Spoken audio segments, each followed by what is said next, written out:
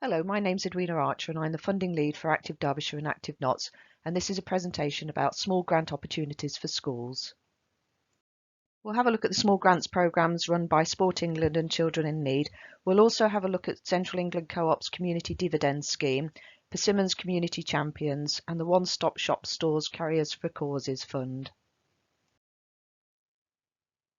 We'll start off by looking at Sport England's Small Grants Programme. They provide grants of between £300 up to £10,000, maybe a little bit more by exception, and they will provide the funding for up to 3 years of activity. However, do bear in mind that it would be the maximum grant, other than by exception a little bit more, is £10,000. So you couldn't get, for example, £10,000 per year. So do think carefully about your time frame for your project, because while ever you've got an active project running, it will preclude you from going back to Sport England for new funding for something else. The funding is for new or additional activities, so it's not for repeat or regular activity, and it will only fund revenue expenditure. So, for example, it could be coaching costs, coach education costs, venue hire, promotion, equipment. They'll fund movable equipment, they won't fund fixed equipment. So their definition of something that's fixed is something that's concreted into the ground. If you've got equipment that can be easily unbolted, for example, from the ground, then that could be covered by the programme, but fixed equipment isn't. It will only fund extracurricular activities, so it won't fund activities that are held during curriculum time, but it will fund before or after school clubs, lunchtime activities or holiday activities. You can apply at any time, there's no deadlines, and the application form is relatively straightforward. There's 4 main questions on the form. However, it is important to make sure that you get all the information into the application that will help the assessor get a clear understanding of your project and also understand the need for your project. Decisions are usually made within about 8 weeks of submission of your application form. However, it may take a little bit longer than that to get the funding through, because if successful, you will be required to sign off a funding agreement. There are 3 priorities related to this fund. Sport England are particularly interested in projects that help inactive people to become more active. However, they're also interested in projects that help develop lasting sporting habits, as well as developing more positive attitudes among young people. Sport England is interested in projects that help everyone to take part in physical activity, including informal sport as well as informal activity. So if you Google Sport England Recognised Sports, you'll get through to a web page that details a very, very long list of recognised sports. Chances are the activity that you want to put on will be included within that list. However, if you find that it isn't, telephone Sport England. On their website there is a number that gets you through to the grants officers, and they will be able to discuss your project and see whether it's something that could be funded. If you've looked at Sport England's Small Grants Programme before, you may have noticed that the fund didn't used to support projects for young people between the ages of 5 and 13. However, that's changed. They now are interested in projects primarily for that age range, projects that are active play projects. That is where the children are most likely to be in charge, or projects that have a whole family approach. If your project is targeted at young people over the age of 13, that's fine. It's effectively business as usual. So basically the fund provides grants for young people from the age of 5 all the way through into adulthood, right up to older people. If you're particularly interested in this programme, we've done a separate video that focuses on more of the detail about the fund and also how to complete the application form, making sure that you submit a good application. We'll have a look at BBC's Children in Need Fund. It'll be just a quick overview because it's actually quite specialist in terms of what it will support. And it's also worth noting the sort of things that they won't consider. And some of these actually also do relate to the Sport England Small Grants Programme. So, for example, they won't support activities or services that schools have a statutory responsibility to provide, such as the curriculum or activities related to it.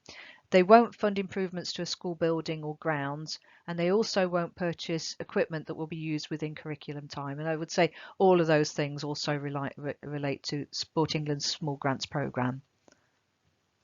The BBC's Children in Need Small Grants Programme provides grants of up to £10,000 for up to 3 years of activity. So that could be a total award of up to £30,000. So that's different to Sport England, where they could provide funding of up to 3 years, but the total award would be up to £10,000, maybe a little bit more by exception. For this fund, they will support projects for young people under the age of 18 experiencing disadvantage through either illness, distress, abuse or neglect, any kind of disability, behavioural or psychological difficulties, living in poverty or situations of deprivation. The fund has regular deadlines, so if you're interested in this funding opportunity, check out their website for further information and also when the next deadline will be running. We'll now have a look at the Central England Co-op's Community Dividend Fund. Now, there are two different co-ops that I know of that are operating within Derbyshire and Nottinghamshire. So this particular co-op, it has shop frontage and business frontages that tend to be either green or purple. The other co-op has like a logo that's got the CO above the OP and has like a blue symbol.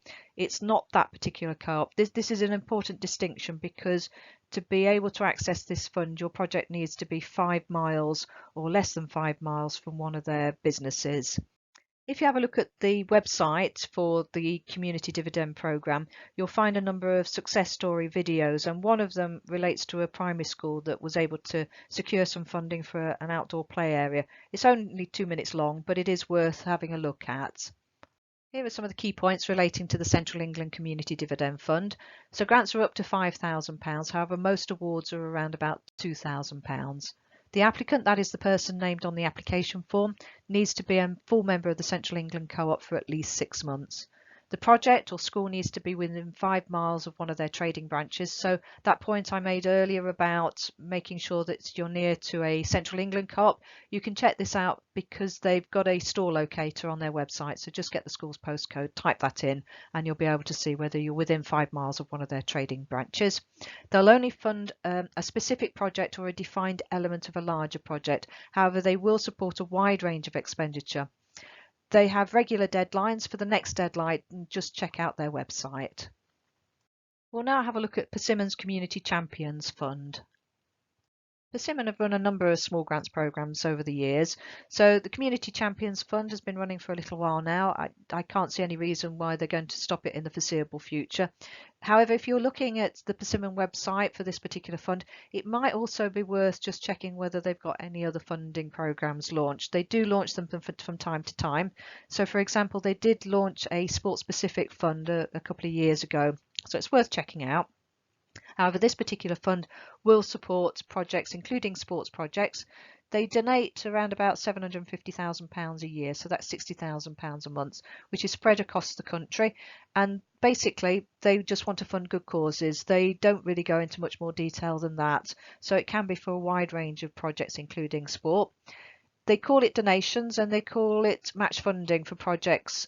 So basically, if you've raised up to £1,000 through another source, then they will match fund that fundraising.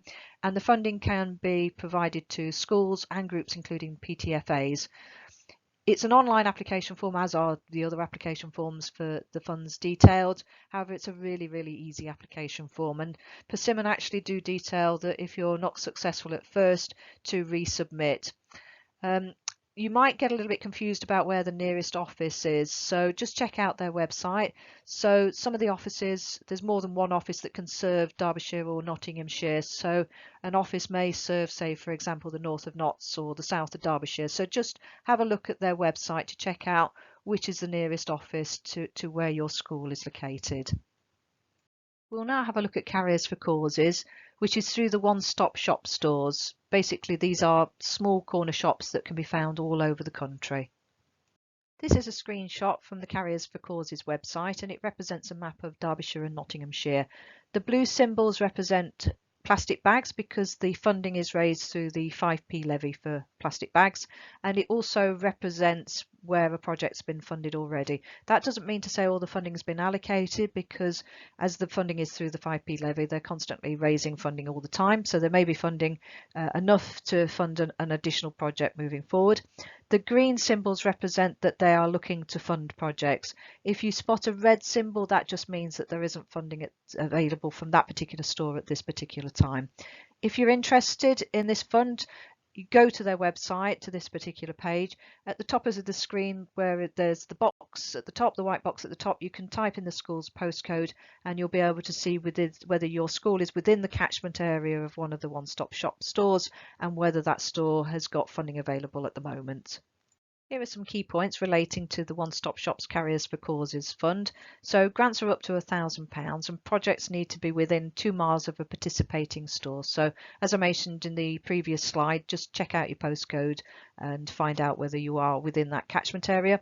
Funding is to help improve lives and local places, and you can apply at any time. However, it does take around about 20 weeks to find out the outcome from your application form. So just do bear that in mind in terms of timescales. They recommend that you talk to the store manager before applying, and I think that's basically because the store manager may have some involvement in the decision making, and I think it's useful for them to have a good overview about your project and what you're bidding for. They can fund a range of things, so they do suggest on their website that funding can support one-off community events, items to run a project, e.g. a football, cricket, netball kit and equipment, improvements to community buildings and spaces, and much, much more. Thank you for listening. I hope you found that useful. There are other little bits and bobs of funding available. So for example, Tesco's has a fund. There's also Awards for All through the National Lottery Communities Fund. If you're interested in Awards for All, it has changed over recent years, so the focus is very much on community projects. However, if you are interested, we have done a separate video which can be found on the Active Notts and Active Derbyshire websites within the funding resource pages. We also provide further information in terms of funding news and information through a funding news stream, and we also do a funding e-newsletter which is free to subscribe to.